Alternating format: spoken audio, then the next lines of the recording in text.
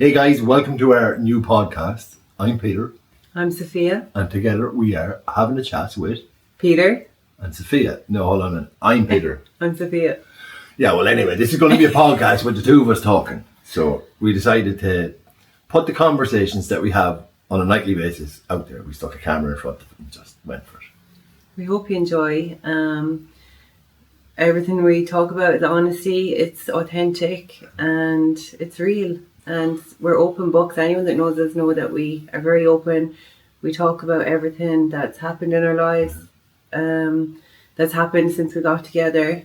And we're having an amazing journey together and we'd love to bring you all along for the ride. So without further ado, here's the first episode. It's how's your head? We hope you enjoy. Yeah. How are you? Good. How are you feeling? Good. Good. Fine. That's what Joe always say. How are you feeling? Fine. Fucked up, insecure, neurotic, and emotional. That's what fine stands for. All of the above and happy. Okay, great. Great. It's good to know. Yeah.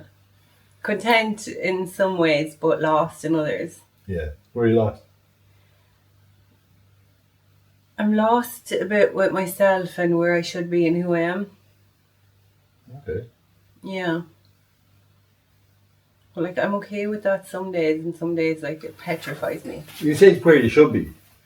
So where should you be? Yeah, that's it. I don't know. I have this, like, this picture in my head of where I should be, how well I should be doing and stuff like that. And it's frustrating because I'm not where I think I should be. Right. But question for you. Going from my own stuff, right? Will that picture ever match up to the present moment? So when you get to, when you've got this picture in your head, right, of where you should be, and, yeah, you know, but it is because it's like, for want of better words, bullshit. Like, we should be where we are right now, doing what we are in life right now. That's where we should be because that's where we are. But anyway, what I'm saying is, so if you get to where you should be, so if you're living in the now of this picture that you have in your head now of where you should be, so you get there, will that picture change? I don't know. Has it changed before of where you thought you should have been? Oh yeah, like, I'm in a place in life where I never thought I would be, could be, or would be able to be. I'm alive, I'm sober, I'm happy, I'm healthy. Well, healthy to a certain degree. Obviously, I have a few issues with different things, but I'm a healthier version of me than I was in the past. I'm a lot happier, I feel safe in life right now. And to me, like, safety it's a major thing because I've lived a life full of fear and scared of everyone and everything, scared of being hurt. Yeah, so you're exactly where you should be then. Yeah. But as I say, I have this picture in my head and I don't know. How was Christmas and the New Year? Very, very, very tough. Did the picture that you had in your head for Christmas and the New Year match with how Christmas and the New Year was? No, not at all. So do our pictures ever match? No.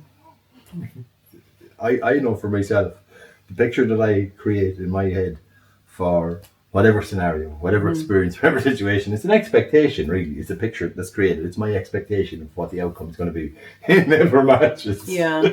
My expectations are normally unrealistic to the outside world, but in my head, they're perfectly normal. They're perfectly sane. Yeah. So why wouldn't it? Anyway, so what happened at Christmas? Or that time? Right, to put some context into it, it is now the second week in January. Mm-hmm. Right. So Christmas is past, well past. Yeah. The New Year is well past. Yeah. We're into the middle of a month that we're kind of, halfway through the middle of the month. Yeah. So I'm like, go on, sorry, I mean to interrupt you. I do that a lot. Christmas was challenging. It was full of sadness and full of frustration for me.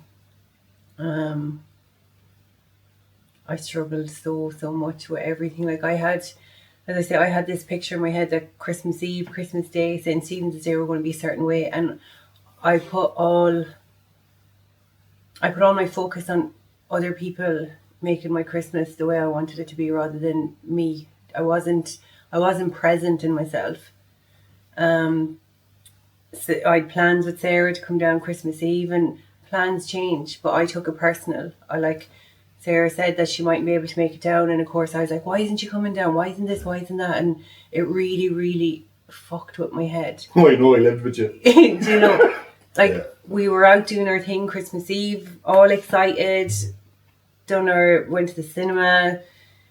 I had planned to go to mass with your mom, but no, I came home and went into just total like self-pity mode. I cried my heart out all Christmas Eve.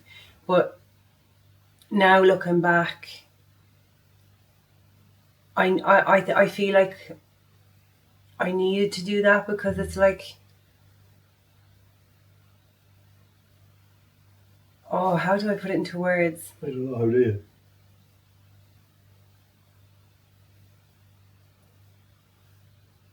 I need to stop like blocking things out and pretending I'm okay. Yeah. Do you know, it's like... Roll with the resistance rather than trying to fight against it. A therapist said that to me when I was in treatment like a couple of years ago. Roll with the resistance. And I've learned that, and that's really it, isn't it? Just go. Yeah. As you said, plans change, people change, things happen. Yeah. And it's like, I feel that's where my frustration comes from at times, because I feel like I shouldn't be feeling sad. I shouldn't be feeling grief. I shouldn't be feeling angry. I shouldn't be feeling all these emotions that I'm feeling, but I'm feeling them because they're there. You know, I need to stop pushing them back down, because every time they come up, then they get worse and worse and worse, because they're gone down further and further and further. It's harder to get them up, and it creates more frustration within me. We've talked about that a lot, that the fact of having two opposing feelings at the same time. And like, I suppose the mind will, for me, and I can only talk for me, my mind will tell me, oh, that you're not supposed to have that can't be right. But I've learned it is. I am very happy in life. I am in a place in life where 3 years ago would have been unimaginable. Mm-hmm. A year ago, I was sober and life was good and that, but what I have in my life today, what we have together as a partnership, as a family, is just unimaginable. The love I feel, the care I receive, the care I feel, how secure I feel in life today is just phenomenal. Yeah. The joy I have on a daily basis. And then there's days I'm upset, I'm sad, I'm confused, I'm a lot of other emotions, and some of them opposite to the thought of happy, right? And this is where my whole idea of happiness is kind of changed, because there is days when I'm sad and happy all at the same time. Yeah. And I beat the shit out of myself for it, right? I was. And now I don't need it, because we've talked about this, about being in such a good place in life, but yet these other challenging emotions come in. Yeah. And what do we do with them? Mm-hmm. And then like, I can only talk for myself when these challenging emotions come in, and I try and bury them and go, no, I'm happy. I can't be sad, I'm happy. Oh, wow, my head doesn't like that. Like, that's a recipe there, right there for me. Yeah. Like. It's like we had that conversation today. Like I've been saying, I'm waking up all the time with anxiety. I'm feeling anxiety. I'm creating scenarios in my head that are like mental, like ridiculous things, like about losing Sarah, about like mad shit happening. And like we had that conversation today, and I kind of pinpointed it that it's not anxiety I'm suffering from. I'm riddled with guilt. Riddled with guilt. Guilt for living my life. Guilt for... I didn't abandon Sarah when I moved to Sligo, but the guilt for leaving her. But like, she's 21, she's an adult, you know, she has to live her own life. Like guilt for Steph not being here, guilt for not seeing the kids enough, guilt for so many different things that I shouldn't be feeling guilty for. And like, now I'm going to change all my meditation and everything and my journaling, change it from anxiety to guilt, and like work on the guilt rather than anxiety, because like the anxiety has been created from the guilt. You know, I know it's deeper because I'm doing work, and it's not that it's not getting me anywhere, but it's not getting to the root cause of my feelings. Like anytime I set an intention, it's always created around anxiety. Yeah. I need to start creating intentions for my guilt, for self-love, self-care, self everything, self-development. Like there's so much more to life than just focusing on my anxiety. Sure, anxiety is a symptom. right? It comes from somewhere. When Yeah. I'm anxious, there's a reason I'm anxious. I'm either not addressing something, I'm dodging an emotion, I don't want to feel a certain way, so I won't allow it, and I push it down. It's like when I'm depressed, I'm depressing my feelings, my emotions, I push it down. And then the anxiety comes from that's kind of like what happened to me over the new year. But so isn't it great now that today, and like just in general, you've had this like breakthrough moment where you're able to see, hold on a minute, I'm feeling anxious because of. I'm feeling anxious because this is how I'm feeling. I'm only anxious because I'm burying this and I'm not dealing with this. Right. You know what I mean? Like guilt, it's unserving. It doesn't help. It doesn't bring anything positive or healthy into our life or anyone's life that is around you in your reality. You know what I mean? Because it just puts you off or puts me off. If I'm feeling guilty, you're going to feel I'm off. Yeah. If you're feeling guilty, I'm going to feel you're off, and it spreads. So like it doesn't serve me today, and that's where self-love comes in. It obviously doesn't serve me because it's making me sick. Exactly.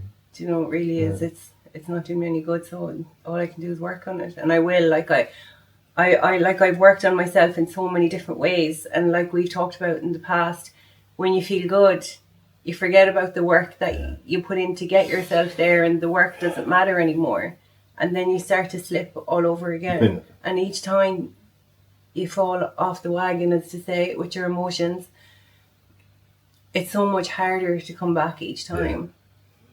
It's because like this whole, like, it's emotional sobriety, really. That's kind of what we're talking about. It's emotional sobriety. And when you come off, when I come off that path of doing everything that I was doing to get me to where I was, it is, as he says, it's harder. And I find it's harder because I know what's wrong. Like, I have the knowledge, I have the wisdom, I have the awareness, I know what the key to open that door is. But then the fear comes in. And that's where the anxiety grows, from the fear. And it's about trying to get the courage to just kick the door and just go, right, look, I'm dealing with this. Yeah. But yeah, it's easier said than done, isn't it? Like the last 2 weeks have been probably, emotionally have probably been the most challenging 2 weeks of my sobriety. Yeah, the last 2 weeks for me have definitely been up there within the last 3 years of difficulties of navigating my mind, my headspace, and I allowed behaviors and patterns and thought patterns creep back into my mind and into my reality that don't serve me and that don't help me. And if anything, they're destructive. They isolated me and they kept me in a place. So look, as you know yourself, for me, for the last 2 weeks coming into the new year, like, I was good at Christmas. Christmas was good. I was good. I took over the dinner. Thank God. One of us had to be. Like, I spilled turkey juice everywhere. I took over the dinner. Like, you got me to the point. It was great. And I had a great Christmas. The best I could under the circumstances that was going on. But I was cared for. I was loved. I was feeling like I had you around me, I had Sarah around me, I had your sister Michaela around me. Then the two of us were into my family home, my sister, her kids, and my parents, and it was very loving. And I could feel that love, and I could feel that energy and that warmth, and that was cool, and I loved that. And then that all changed going into the new year. Where do you feel that changed? Like, what changed it for you? Yeah, I pulled this apart and journaled about it and wrote about it and reflected on it, and a couple of different things came up, and it's only like I know exactly the one major part. So I'm coming into another year, another fresh year, and this whole new year thing is just so blown out of proportion.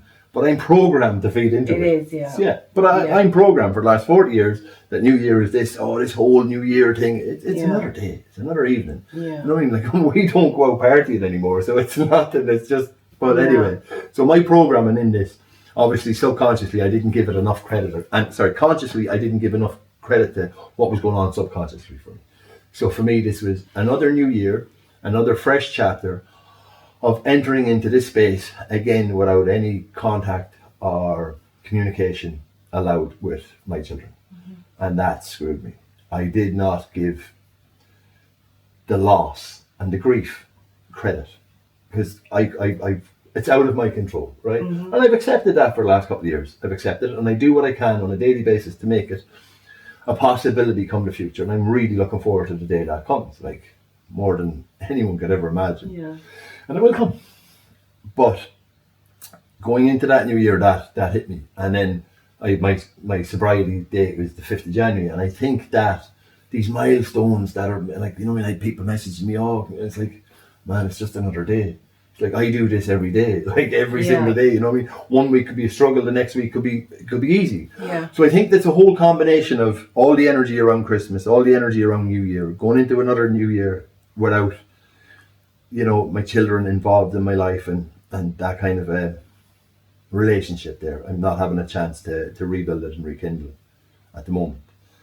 It screwed me. It really hit my head. And then without me realizing what I was doing, I went into self-pity mode. I went into that mode of feeling sorry for myself. And fairly quickly, that manifested into a depressive state. Now, not a clinically depressive state or a manic depressive state, but a depressed within my body, my mind and my spirit. Whereas within my body, I'm shutting down all the emotions I have around that. I wasn't my subconscious was protecting me. It was a survival mechanism kicked in without me even realizing. It's only on reflection. Reflection's great. Yeah. Like I love reflection. It's only upon reflection that I can see that, you know, my subconscious kicked in, that survivor with me. It pushed all of that down. But because it depressed all that emotion, all that energy that needs to move somewhere, it got stagnant and stale, and I got really unwell, really sick in the mind, and I could not see anything positive or anything worthwhile. Then that moved into, like, so with the self-pity kind of moved into the depression. Then the depression can kind of, with the depression, I ignore everything. I go into ostrich mode. So I call it ostrich syndrome. I bury my head in the sand as deep as I can and let life pass me by, and I don't want to cope with anything. I don't want to respond to people. I don't want to talk to people. I need to isolate. I don't need to. I want to isolate. You know, I nearly screwed my business. I personal relationships went out the window. I didn't contact anyone. I just put myself in the corner.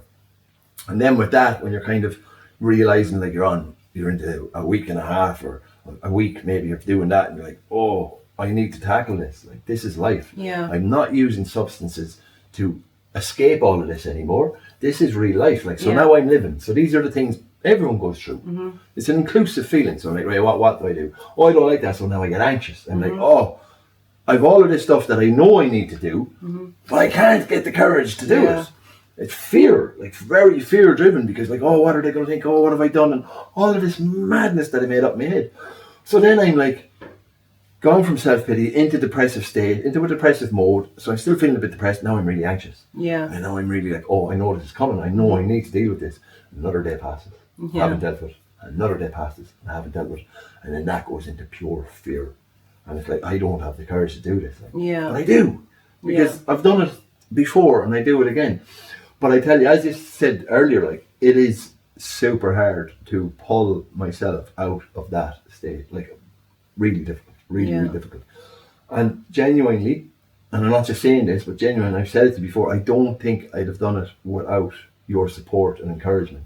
Because as you're dragging yourself out of your space with your journaling and reflecting and meditating and doing all that you do to help you well, it inspires me to pull my finger out, tackle it, you know what I mean, and bring my mind back into a healthy space. That, right, okay, look, it's all about acceptance. Like, this is where I am. Can't change what's happened, can't change what I've done to put myself in there, because no one put me there other than me. I put myself there, you know. Can't change in that. Right, okay, what can I do? So I start writing out to-do lists and tasks, and just a little bit, just tiny bits, like ridiculously small, to the point that they're things I do on a day now when I'm well, on a daily basis, without even thinking about them. But when I'm unwell and when my mind is sick, I cannot face them. Having a shower, very difficult. Eating a meal, very difficult. Picking up the phone, leaving the house, going to the shop, oh my God, crippled in fear. You know, I mean, going to my family's house, who love me and care about me, and want the best for me. I'm not present there. I'm just like, and I'm short and I'm snappy and I don't want to be there. And I'm only doing it to tick boxes. And I barely managed to get myself into that space to do it. And I come home and I'm drained. I put myself in all that positions. So it's like the only way so I started doing what to do, and I got it bit by bit by bit, and I'm still doing it. I'm not by no means I'm like 100%. But I tell you, I'm 90% better than I was before. But it's bring it back to what you says. It's about putting the work in to get yourself out of it. So what I've learned, and I've learned this before numerous times, because it's a cycle I put myself in, and each time the cycle is getting more and more difficult. So this has been the make or break. Like I cannot allow this to happen again, because I may not come back out of it. You know, it could take me as such, and all that I love and all that I have in life. And I'm not giving that up. Like, I fought too hard, and I've gone through too much in my life to give up what I have today. Not happening over not being able to process emotion. Like, we're born with it. It's there. It's in us. There's nothing wrong with it. My emotion is valid, and it's about allowing myself to realize my emotion is valid. So what I've learned is, when I'm feeling really well and things are going good, make sure you do what you need to do to stay there. Because when things are really bad and everything's shit and I'm in the darkest place possible, it takes 10 times harder work of doing what you need to do to pull yourself back out. And I don't know how many times more I have that in me to do that again and again. So don't put myself there again. You know, that's the simple part of it. Don't allow myself to get there. You know, where I am today is my responsibility. You know, my pain wasn't my fault. My traumas throughout life weren't all created by me. You know, somewhere, I'm not going to lie. Somewhere the situations and positions I put myself in somewhere. So a lot of it hasn't been my responsibility. It hasn't been my problem, my fault. As we've talked before, my healing and where I want to get, that's my responsibility. I have no excuse for not putting in the work to get me to where I can be and where I am on a daily basis, which is happy, hyper, wired to the moon, you know what I mean? And like, I'm that outgoing person. Like, when I'm feeling like that for the last 2 weeks, man, you wouldn't get a conversation with me. You could, like, I wasn't bouncy. You saw yourself. It just wasn't me.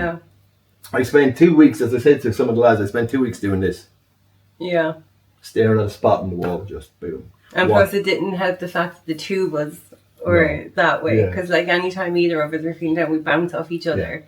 Whereas this time it was just like, do you know, it was draining. It was draining, but it wasn't, like, I wasn't dependent on you to be happy. I was just doing my own stuff. You're not dependent on me to be happy. Like, there's many a times when you're drained and I'm just bouncing around. I go, that's your feelings. I'm still wired to the moon happy, and vice versa. But this period was just, it was difficult. It was difficult, It was difficult. It was draining, it was difficult, it was emotional. It was hard. It was hard. You know, it really was hard. And I think as well, like, even over the last few months, what kind of gets to me a lot is I am so happy. I'm in such a beautiful home. You're amazing. Oh, thank you.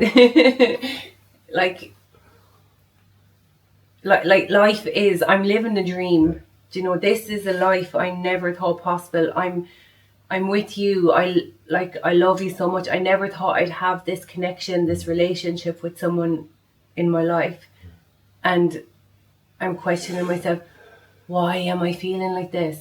I'm so happy. Like, and it's like, it keeps bringing me around in a circle. It's like, I can't accept it's like I'm not accepting that I'm allowed to be this happy.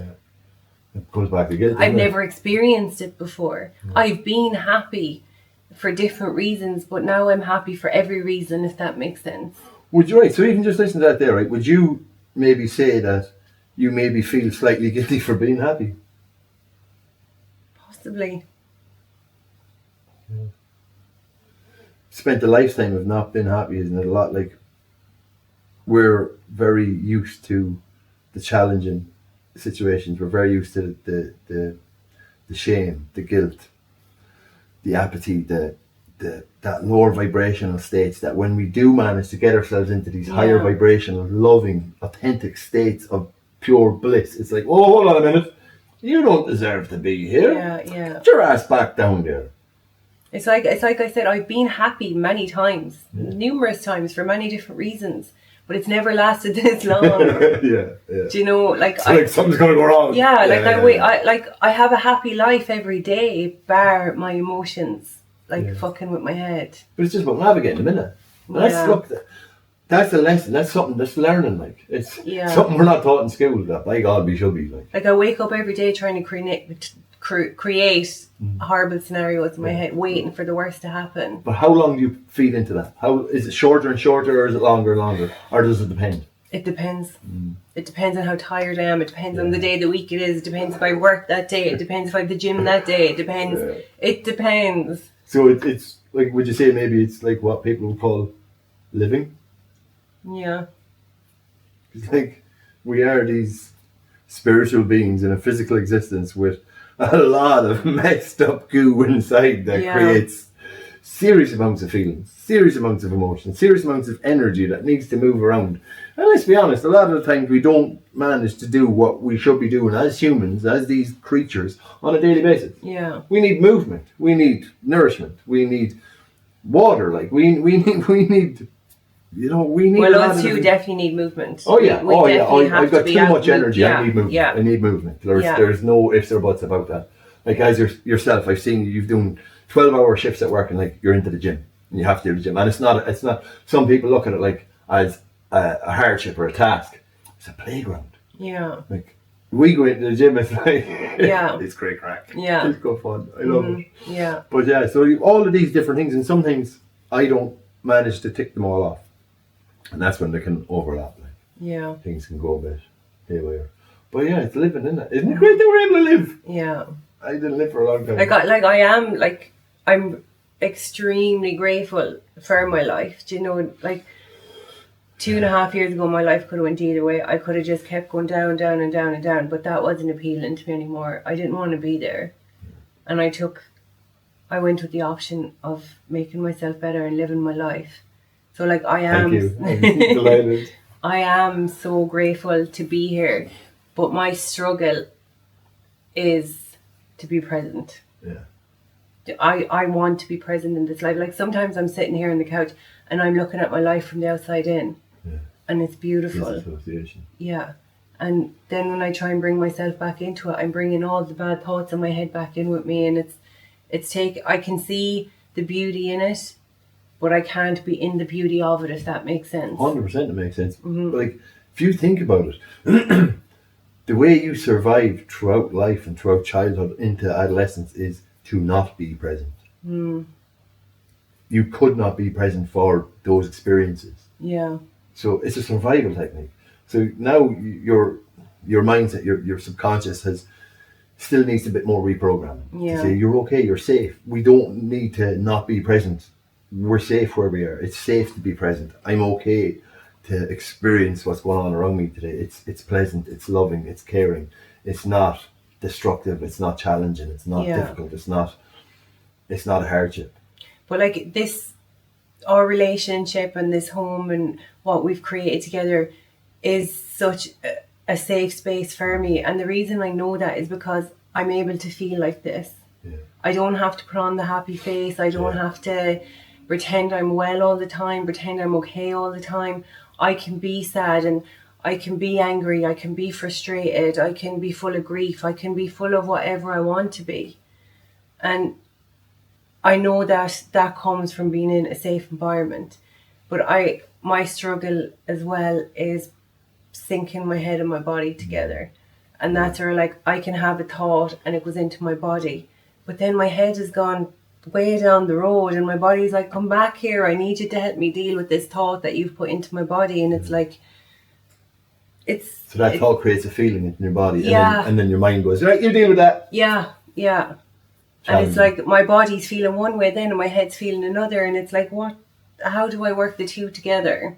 And you're getting better at syncing them. Oh yeah, it's like we were having this conversation earlier on, and you said to me, okay, and I was like, I'm actually feeling good in myself because now I'm feeling my breath in my body and not in my head. Yeah. Do you know, like, because my breathing, anxiety breathing, I'm calling it, I don't know what else to call it, because it's been at me for months, and I know that's what created it was looking back on it now, it was guilt, because it's when I moved away from Sarah that went crazy on me, like, and I couldn't be present in my body and my head at the same time. Whereas now I am getting better at it, like, because I now know my bad breathing isn't internal. It's not created from an illness. It's not created. It's my head.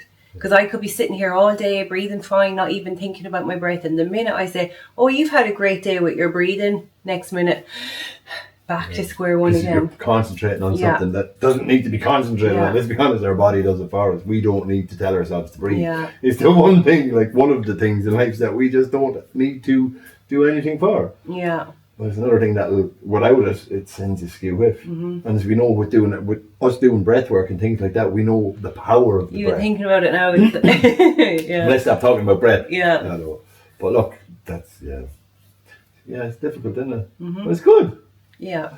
The way I look at all of this, right, and everything you've said and where I am in this space is, sometimes it's challenging, sometimes it's difficult.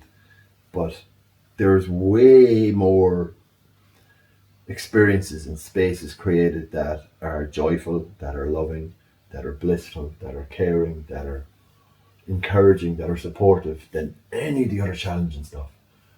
And like as I've tattooed there, this too shall pass. Everything does. The good stuff passes, the challenging stuff passes, everything passes. So it's like I've learned, and I'm still learning, to make the most of the now, of what is here now, because it's going to go. And I don't know what's going to come next.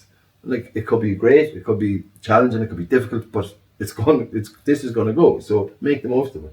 And I love your saying a lesson and a blessing, because there is, in everything that goes on, there's a blessing in it, and there's a lesson to be learned from it. Like, now, sometimes it's difficult to see, like, don't get me wrong. Like, if you turned around to me in the midst of those 2 weeks and says, "Oh, Peter, it's going to be okay, there's a lesson and a blessing in this," I would have told you to go fuck yourself. Get out the house, we're done. You know what I mean? No, I would never say we're done. But you know what I mean? I would have been like, but looking back on it, I can go, "Oh, isn't there a lesson and a blessing in that? Well, aren't I blessed that I'm still well in like, physically? Aren't I blessed that I've got a roof over my head? Aren't I blessed that I've a loving relationship? Aren't I blessed I'm not back on the streets of London smoking crack? Aren't I blessed that I'm living life and I'm doing something?" Yes, I'm blessed. And the lesson is, right, let's not ignore these situations. Let's make sure we put the work in to stay well, no matter what's going on, no matter what's happening, no matter how on top of the world I feel. I'm only there because of the work I continually put in to get there. So that's the lesson in it. Now, if you were to tell me that a week and a half ago, I would have strangled you. I said, "Get out."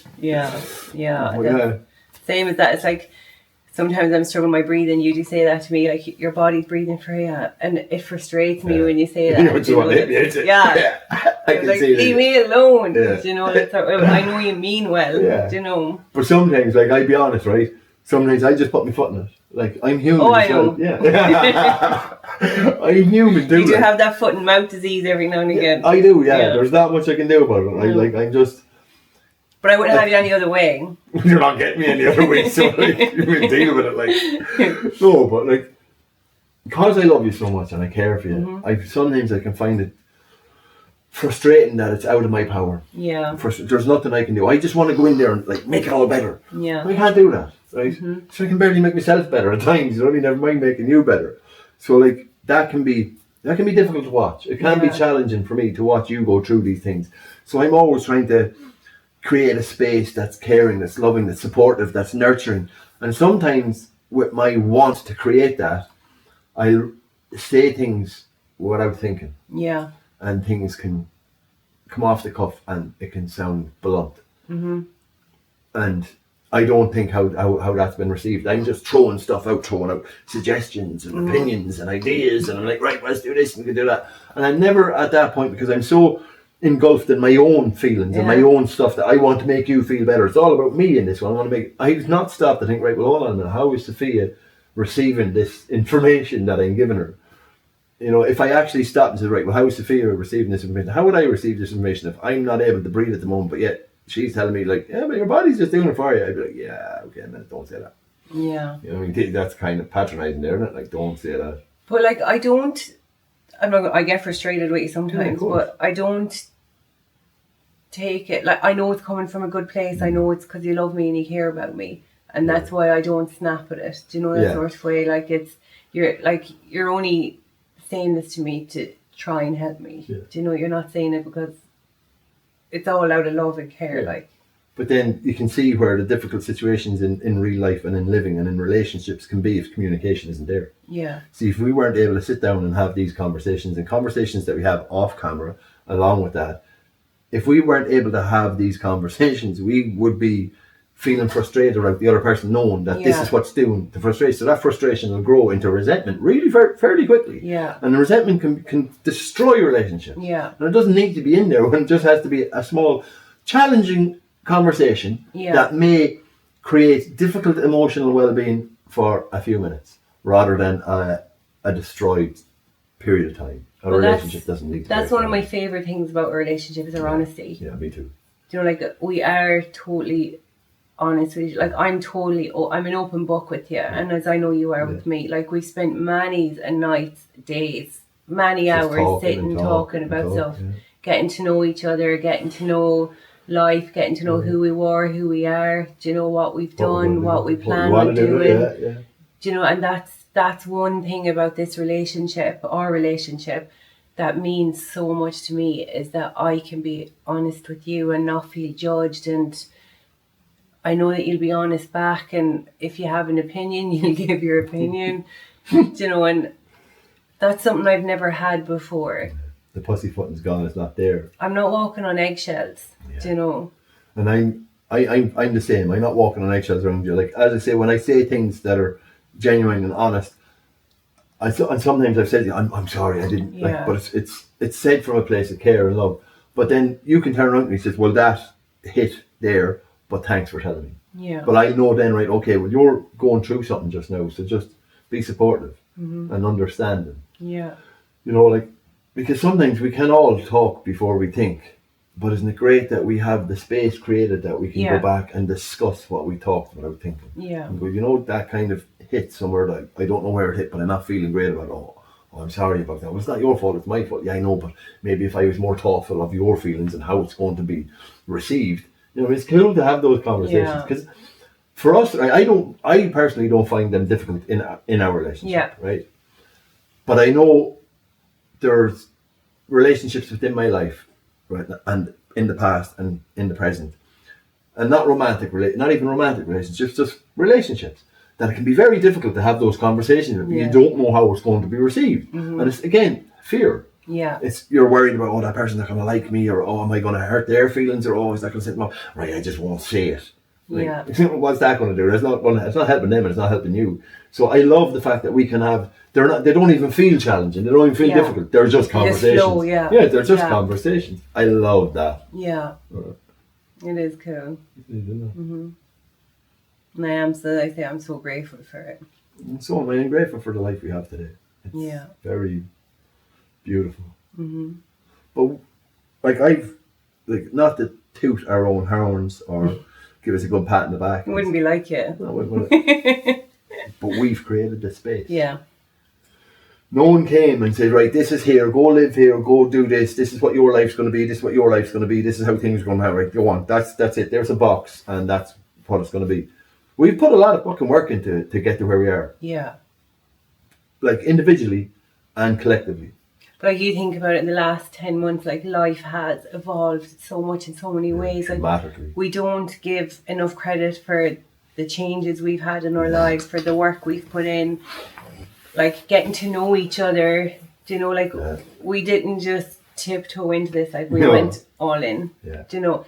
But But it scared some people in their lives, I think. yeah. But I think people have seen that, like, this, it's not. I just felt, I just knew we had that connection, and I wasn't going letting it go for anything.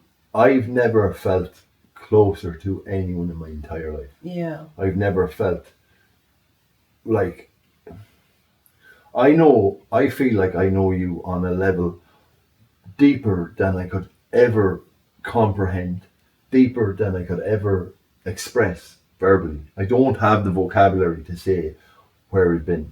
Like, this might sound crazy to people and it mightn't be understanding, but I've been with you in many lives before. We've had an experience recently that's proven that to us. Yes. And that's mad to think, but when we got together and before we were even a couple or anything like that, when we sat and conversated, It was like just talking to someone who got me, who I didn't even have to try and explain what I'm trying to explain. You just got me. Yeah. You felt what I felt.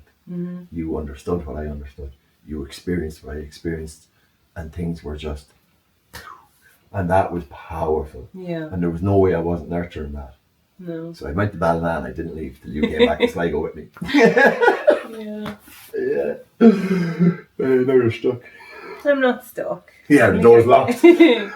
I'm here willingly. Trust me, I am. You told to say that. No, but look, yeah, I'm very happy in life. Life is, as you said, over the last 10 months, it has changed leaps and bounds. You know, you're in a new job, you're in a new town, like you're in everything to you is new. Yeah.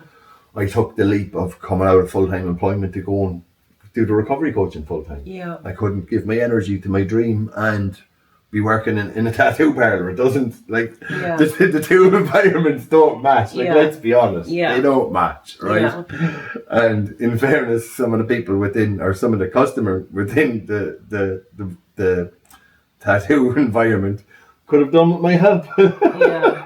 But people in every environment can do it. Yeah. You know, it's just the way life is. Yeah. So, yeah, I took that leap, and I'm not gonna lie, it's been difficult. It's been challenging. It's brought up a lot of my own insecurities, a lot of my own difficulties with self-worth, self-esteem, feeling good enough, feeling capable, imposter syndrome. Like, who am I to think I can help people, or I can do this, or I can walk and support people and that. And it's brought a lot of stuff up. And yeah, there's been times I wanted to go, no, I'm done. I can't do this. It's not even that it was difficult. It was uncomfortable, because I was dealing with real life stuff that I was never taught how to deal with.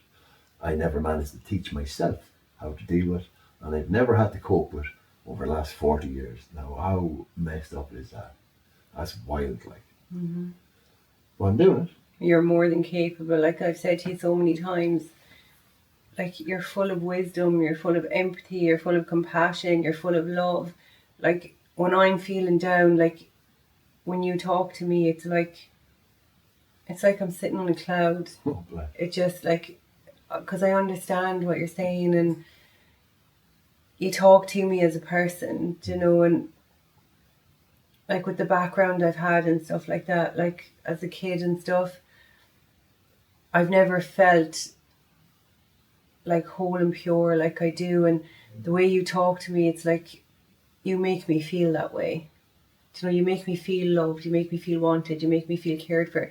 And I've heard you talk to numerous people in the same ways that you talk to me. And you can't let that go to waste. Like, you're put on this earth to help, support and guide people, because you're amazing at it. Oh, I said it to you when I first met you. I wish my sister Steph got to meet you for many reasons. Because she would have listened to you. I know she would have, because, as I say, you come across as a friend, do you know, when you're talking to people. You're not judgmental, or there's none of that. Who am I to judge anyone for anything? Exactly. You know what I mean? Like when I've done talks and that, I've told people, I says, listen, if you want to talk to someone about something, if you want to talk to me about anything, I'm the one person who's been through more things than you'd ever imagine. Yeah. I've gone through more situations and challenging events than I've ever spoke about. Yeah. And more than I possibly ever can speak about. Yeah. And some that I will, right, that we both know, some that I will. So I've been put in a place, there's my phone that I was supposed to put on silent. I've been put in a place where I've been given a gift of non-judgmentalness because of those situations. Yeah. I can look at, someone can come and tell me, like, if you can think of the most difficult, challenging, crazy scenario and situation you could ever put yourself in, and you've put yourself in there and you don't want to tell anyone about it because it's of your own doing, I can listen to that and I can, like, just look at you and go, and? Yeah. Like, so is that all? Really? Okay. Yeah, that's cool. Yeah. Like, that there's nothing to that.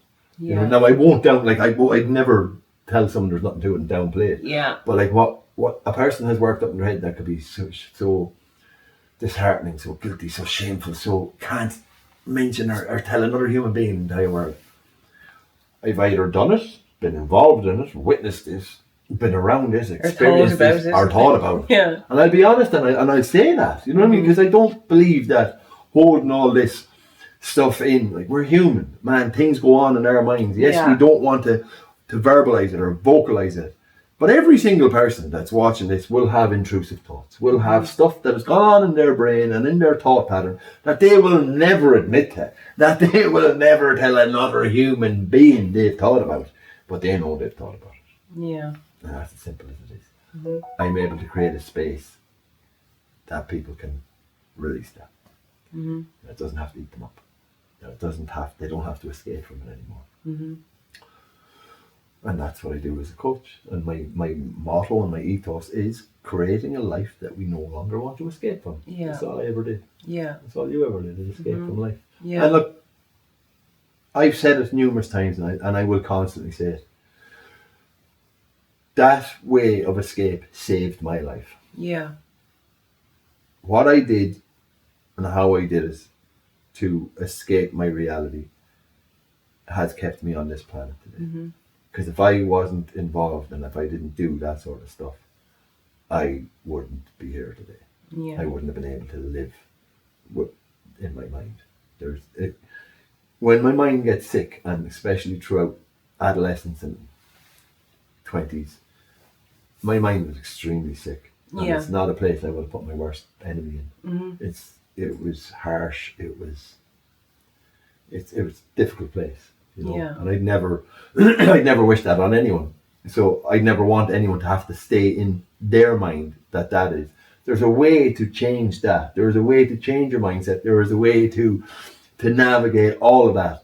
And it's with honesty, it's with authenticity, it's with support, and it's with creating a space of caring. You know, and that's what we do here together. Yeah. Which is powerful. Yeah. I love that. It's just come into my head there about, like, obviously I'm thinking of things to talk about and stuff, but with me being sick before Christmas and all that, and those tests and stuff I was having, that hasn't come into my head once over the last week or so. So, like, what I'm trying to say is, I was creating I had myself buried before Christmas. Yeah. I was creating all that in my head just to have something to worry about. Because you had nothing to worry about. Exactly. So, like, you had peace of mind and you didn't know what to do with it. Yeah. Mad, isn't it? We get what we wish for, but we don't know what to do with it. But, like, there was even part of me that was hoping I did have cancer. Oh, I know. I could see it in you. Do you Because know? then you could explain why you're feeling the way you're feeling. Yeah. Yeah, it's a physical explanation for a mental problem. Yeah. You know what I mean? It's wild, isn't it? Yeah. And to some people that might sound extreme, but then there's other people out there who are like, yeah, I get that. I understand that. But it is. It's the difficulty of navigating an unwell mind. Yeah. So we need to keep our minds very well. Yeah. Oh, definitely. Like all those, like, hiccups, no, not hiccups, like all those, like, bits of sickness and stuff I've had before Christmas is,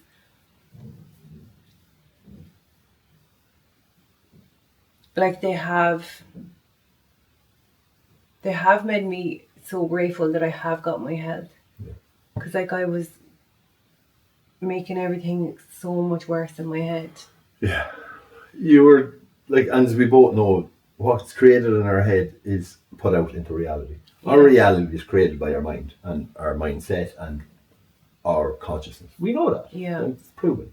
Yeah. So when we are in this place, our reality is skew-whiff. It's difficult. It's not a place, like, as our mind isn't a place to be, our reality becomes a place we don't want to be. So that's where that want to escape comes again, isn't it? And it's navigating that space. But lucky and thankfully we have been afforded the opportunity to take ourselves out of those spaces. Yeah. And that's down to the work and the self-development and the growth and the self-progress that we've put in individually and collectively. Yeah. And on that, I think we're coming up to a fair bit of time. Would you do another video next month on how do you manage your mind? So as you've just said there, it puts you into that place, and how do you take yourself out of there? What do you do to make yourself better? Inner work, working with Yeah, that. but would you do a video on that? Oh, 100%. So we do another video on that. Yeah. Yeah. Yeah. So that could be next month's video. Yeah.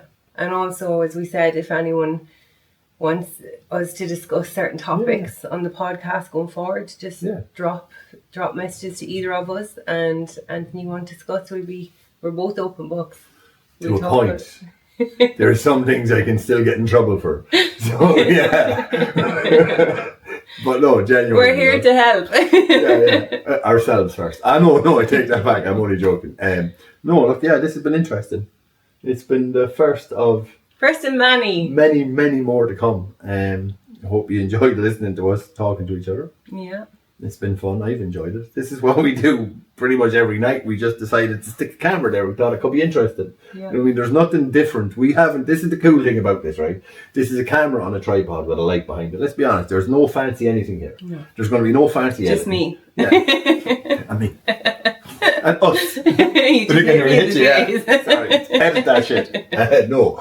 But genuinely, there's nothing huge production-wise about this. No. This is something that we do every night anyway, and we decided, look, we're open. We get a lot of questions, we get a lot of messages from different people and whatnot. So we thought, we stick a camera on it and just record it. Yeah. And just, you know what I mean? Just put it out there. Like it's something to connect with. Yeah. If you feel like you've connected, watch the next one. It'll be next month. And I think it'll come be about inner work. Yeah.